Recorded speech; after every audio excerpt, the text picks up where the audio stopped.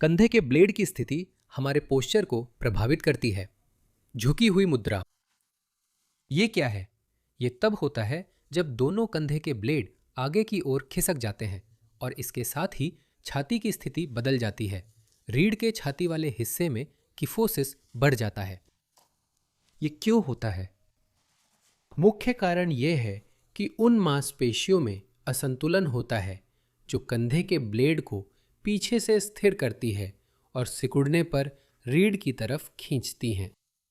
और जो मांसपेशियां हमारे यहाँ आगे की तरफ होती हैं, वे दो मुख्य मांसपेशियां हैं, बड़ी और छोटी पेक्टोरल मांसपेशियां। ये जब सिकुड़ती हैं तो कंधे और कंधे के ब्लेड को आगे की ओर खिसका देती है और साथ ही हाथ की गति में भी भाग लेती है।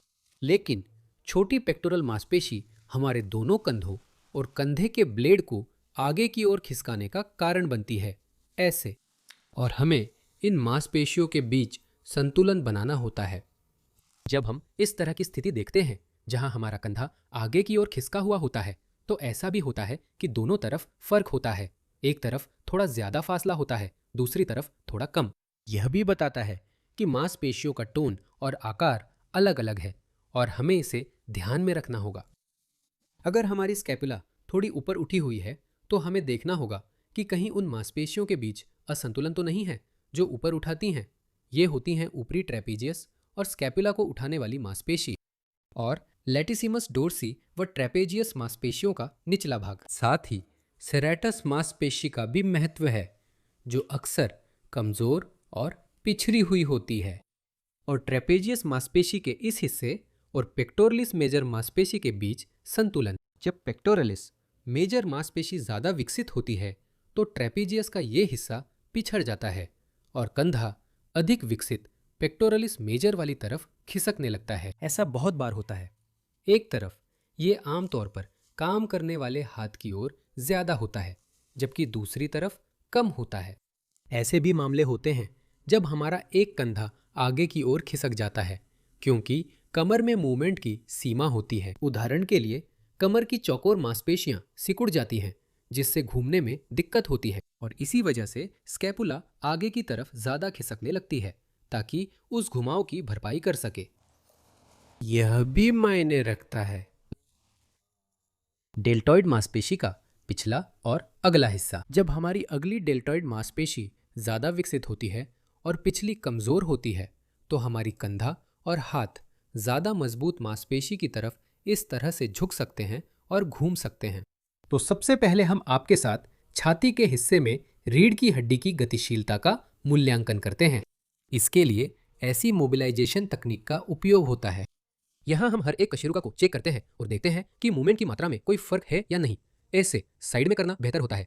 अगर मूवमेंट की मात्रा में फर्क है, अक्सर ऊपर की ये वाली, मतलब छठे या पांचवें वर्टेब्रा से शुरू होकर वे छाती के ऊपरी हिस्से की रीढ़ की हड्डी, वो थोड़ा कम मूव होती है। नीचे की तुलना में वहाँ मूवमेंट काफ़ी कम होता है, लेकिन यहाँ भी मूवमेंट की मात्रा की तुलना पड़ोसी वर्टेब्रा के बीच करनी चाहिए। ऐसा भी होता है कि मान लीजिए यहाँ पर, जैसे कि कोई उदाहरण के लिए यहाँ कुछ है, छठा और सातवां वर्टेब्रा यहाँ ज़्यादा मूवमेंट करते हैं, जबकि बीच वाला वर्टेब्रा कम मूवमेंट करता है। उसके बाद का वर्टेब्रा फिर से ज़्यादा मूवमेंट करता है। हम अलग अलग कोणों से मूवमेंट का आकलन कर सकते हैं, जैसे कि इसे इधर शिफ्ट करके देख सकते हैं। यहाँ इस कोण से देख सकते हैं कि मूवमेंट कैसे हो रहा है, और फिर दूसरे उल्टे दिशा में भी देख सकते हैं। हम मरीज की शिकायतों को ध्यान में रखते हैं। अगर कहीं परेशानी हो तो हम उस जगह को विस्तार से देखते हैं, और यहाँ पर हम पसलियों और कशेरुकाओं के बीच के जोड़ भी चेक करते हैं कि वे कैसे हिलते हैं। कहीं कोई जकड़न तो नहीं है कशेरुकाओं के बीच या कशेरुकाओं और पसलियों के बीच। फिक्सेशन वह जगह है जहाँ या तो बिल्कुल भी मूवमेंट नहीं होता कशेरुकाओं के बीच या कशेरुकाओं और पसलियों के बीच, या फिर पड़ोसी कशेरुकाओं के बीच, या फिर मूवमेंट बहुत ज़्यादा सीमित होता है, और इसे भी हम बाद में इलाज के दौरान ध्यान में रखेंगे। यानी सबसे पहले इसी तरह से छाती के हिस्से की रीढ़ की हड्डी को देखेंगे। हम एक साथ जैसे डायग्नोसिस भी कर रहे हैं। जहां मूवमेंट थोड़ी कम है वहां थोड़ा ज़्यादा रुकते हैं और साथ ही वहां मूवमेंट भी बढ़ाते हैं। इसे मोबिलाइजेशन कहते हैं। यहाँ छाती की रीढ़ की मोबिलाइजेशन की जाती है। फिर वही प्रक्रिया पसलियों और अनुप्रस्थ जोड़ पर भी की जाती है। इनमें से हर एक जोड़ की जांच की जाती है कि वह कैसे हिलता है। एक जोड़ की गतिशीलता की तुलना दूसरे जोड़ से की जाती है। यानी हर व्यक्ति के लिए उसकी अपनी गति की सीमा होती है, जैसे उसकी खुद की सामान्य सीमा होती है, और फिर हम तुलना करते हैं। उदाहरण के लिए उन हिस्सों को ढूंढते हैं जहां गति अच्छी है और उनकी तुलना उन जोड़ों से करते हैं जहां गति कम है, ताकि समझ सके कि हमें किस जगह पर गति की सीमा बढ़ानी है। गति की सीमा को बढ़ाने के कई तरीके हो सकते हैं। आप धीरे धीरे मांसपेशियों और जोड़ों के आसपास की मुलायम ऊतकों पर काम कर सकते हैं। ट्रिगर पॉइंट्स हटाकर और व्यायामों से सुधार कर सकते हैं। आप सीधे जोड़ों पर भी विभिन्न कोणों से काम कर सकते हैं। सबसे ज़रूरी बात यह है कि ये कोण खुद जोड़ों की गति की धुरी के साथ मेल खाते हों। और एक और तरीका है जो थोड़ा ज़्यादा प्रभावशाली है, लेकिन खैर सिद्धांत रूप में कभी कभी और भी ज़्यादा प्रभावी होता है। वो है मैनिपुलेशन। ये तब होता है जब हम एक ही हरकत में एक खास आवाज़ के साथ रीढ़ के किसी गतिशील खंड में गतिशीलता बढ़ा देते हैं। बस कुछ लोग इससे डरते हैं, कुछ को ये पसंद आता है। आमतौर पर यह आवाज़ के साथ होता है। मैनिपुलेशन या वास्टियोपैथी को ट्रस्ट तकनीक कहा जाता है, मतलब इसे ट्रस्ट तकनीक कहा जाता है। ऐसे क्लिक के साथ कशेरुकाओं के बीच मूवमेंट की बहाली होती है, जैसे कि इस मामले में, या फिर दूसरे जोड़ों में भी। ऐसा भी किया जा सकता है। यह समझना ज़रूरी है कि मूवमेंट क्यों बढ़ाया जा रहा है, क्योंकि इसका खास मकसद होना चाहिए, सिर्फ ऐसे ही नहीं। मतलब अगर हमें ज़रूरत है, मान लीजिए किसी जगह पर रीढ़ के किसी हिस्से की मूवमेंट बढ़ानी है ताकि दूसरे हिस्से का बोझ कम हो सके, या कहीं पर हमारे पास कोई फिक्सेशन है जो शायद नर्व के दबाव का कारण बन रही है, या हमें किसी जोड़ में मूवमेंट वापस लानी है, लेकिन हम इसे हर मरीज के लिए अलग चुनते हैं, उम्र के हिसाब से और साथ में होने वाली दूसरी बीमारियों के हिसाब से। अगर अर्थराइटिस बहुत ज़्यादा है तो जाहिर है ये सब धीरे धीरे करना बेहतर होता है, या फिर अगर दर्द की समस्या है। इस हिस्से में ट्रेपेजियस मांसपेशियां होती हैं। इसका निचला हिस्सा अक्सर ठीक से विकसित नहीं होता। इसके लिए अतिरिक्त व्यायाम दिए जाते हैं। ये ट्रेपेजियस मांसपेशी के मध्य और ऊपरी भाग हैं। यहाँ हम अलग अलग कोणों से काम कर सकते हैं। यहाँ किनारे से, यहाँ नीचे से, खुद ट्रेपेजियस मांसपेशी पर ऊपर से, इस तरह से, यानी एक उंगली रखते हैं, दूसरी हाथ ऊपर से रखते हैं और इसी तरह से भी काम करते हैं। बस बिल्कुल बिंदुवार रेशों की लंबाई के साथ इसी तरह से, ऐसे। विभिन्न फेशियल तकनीकें ये वही हैं जहां हमें चाहिए कि हमारे हाथ थोड़े फिसल सके, और मांसपेशी के साथ साथ हम इसे भी अलग अलग कोणों से काम कर सकते हैं। यहाँ हम इस तरह के अलग अलग तरीके इस्तेमाल कर सकते हैं। हम इस कोण से भी काम कर सकते हैं, यानी यह भी इस पर निर्भर करता है कि हम क्या करना चाहते हैं। यहाँ पर रीढ़ की हड्डी के कांटेदार उभारों के पास, इस तरह से, यानी हम ये काम रेशों के साथ साथ कर सकते हैं, यानी ट्रेपेजियस मांसपेशी के निचले किनारे के साथ, जैसे कि इसे थोड़ा सा यहाँ खिसकाते हुए। यानी खुद मांसपेशियां भी कभी कभी फाइब्रोसिस के दौरान, जब पास पास की मांसपेशियों की फेशिया लगभग चिपक जाती हैं, आपस में जुड़ जाती हैं, तो उस फाइब्रोसिस को भी हटाना पड़ता है, क्योंकि मांसपेशियों के बीच से रक्तवाहिकाएं और नसें गुजरती हैं। ऐसे अलग अलग हिस्सों में जब तनाव या ऐंठन होती है तो वहाँ सब कुछ दब जाता है, और ये न सिर्फ दर्द का कारण बन सकता है बल्कि रक्त प्रवाह में भी रुकावट पैदा कर सकता है। मान लीजिए रक्त के आने में रुकावटें इतनी आम नहीं हैं, जबकि रक्त के आने में रुकावट कम होती है, वहीं ऐंठन में रक्त बहाव की रुकावट अक्सर होती है। ट्रेपेजियस मांसपेशी के नीचे, इसके नीचे रोम्बॉइड मांसपेशी होती है और रोम्बॉइड मांसपेशी उस तक पहुंचने के लिए हमें यहाँ थोड़ा और गहराई में जाना होगा, ट्रेपेजियस के थोड़ा और अंदर। लेकिन जब उसे अच्छे से कर लिया तब हम रोम्बॉइड मांसपेशी तक पहुंच पाएंगे। उस तक पहुंचना आसान है, मैं दिखाऊंगा साइड में उस पर कैसे काम होता है। लेकिन रीढ़ के साथ साथ पीठ को सीधा करने वाली मांसपेशियां भी होती हैं, यहाँ भी हम उन पर काम कर सकते हैं, यानी ये भी थोड़ा गहरा असर होता है। ये सब कुछ ट्रेपेजियस के अंदर ही होता है। इसी स्थिति में जिसमें मैं अभी हूँ, आप इसी कोण से पीठ को सीधा करने वाली मांसपेशियों पर असर डाल सकते हैं। मतलब हम अपनी उंगलियों को स्पाइन के पास, कांटेदार प्रवर्धों के पास अंदर डालते हैं और फिर साइड से हल्का सा मसल्स पर इस तरह से असर डालते हैं। जितने ज़्यादा अलग अलग कोणों से मांसपेशियों पर असर होगा, उतनी ही ज़्यादा संभावना है कि हम कुछ और भी गहरे ट्रिगर पॉइंट्स, टेंशन वाले हिस्से या फाइब्रोसिस को भी ठीक से काम करके उन्हें ठीक कर सकते हैं। जब मांसपेशियों पर काम हो जाए तो आप एक बार फिर से, लेकिन इस बार ज़्यादा बड़े दायरे में, जोड़ों और कशेरुकाओं पर भी काम कर सकते हैं। इसी तरह से रीढ़ की हड्डी पर भी ऐसे ही मोबिलाइजिंग मूवमेंट्स करें। इस तरफ से जब हम सिर की तरफ से खड़े होते हैं तो यहाँ इस हाथ के हिस्से से काम करना सुविधाजनक होता है। इसी तरह से पसली, अनुप्रस्थ, जोड़ों पर भी यही से एक तरफ से दूसरी तरफ से भी यह अच्छी तरह किया जाता है।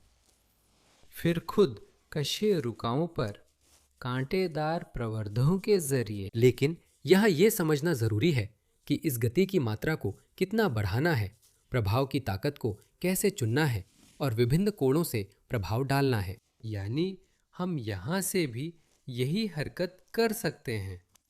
अगर और गहराई में जाना है तो एक उंगली यहाँ रखते हैं, दूसरी हाथ ऊपर से रखते हैं और इस तरह से दबाव डालते हैं। यहाँ हम पसलियों के बीच के जोड़ों या कशेरुकाओं के बीच के जोड़ों पर असर डाल सकते हैं। इसी स्थिति से अगर मान लीजिए हमें लगा कि कहीं कोई जकड़न है तो इसे दूर करने के अलग अलग तरीके हैं, जैसे मोबिलाइजेशन या मैनिपुलेशन। और छाती के ऊपरी हिस्से की रीढ़ की हड्डी पर भी हम यहाँ से कर सकते हैं। बगल की स्थिति से भी इस पूरे क्षेत्र पर काम करने के लिए बहुत अच्छा एक्सेस मिलता है। यहाँ हम एक साथ अपने कंधे के ब्लेड्स की मूवमेंट से भी खुद की मदद कर सकते हैं। मतलब मैं कंधे का ब्लेड देखता हूँ, फिर उंगलियों पर थोड़ा ब्लेड के नीचे रोल करता हूँ। यहाँ पर मैं अलग अलग दिशाओं से भी जा सकता हूँ। कंधे के ब्लेड को अच्छे से काम कर सकता हूँ। कंधे के ब्लेड के ऊपर वाले हिस्से को, जहाँ मसल्स हैं जो ब्लेड को उठाते हैं, वहाँ भी इसी पोजीशन से जा सकता हूँ। मतलब कंधे के ब्लेड को हर तरफ से इसी तरह से मैं यहाँ से काम करता हूँ। फिर भी इसी का इस्तेमाल करते हुए स्कैपुला की हरकतों से मैं मांसपेशियों पर और गहरा असर डाल सकता हूँ। और यहाँ एक ही हरकत से मैं क्या कर सकता हूँ?